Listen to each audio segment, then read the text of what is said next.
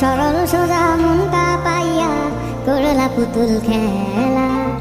আমার যতই আদর তোমার ততই অবহেলা। সরল সোজা মনটা পাইয়া করলা পুতুল খেলা। আমার যতই আদর তোমার ততই অবহেলা। আমার চোখের কান্না কি তোমার এতই ভালো লাগে? সুখের দেখা পাইয়া ভুলা গেলা সবার আগে।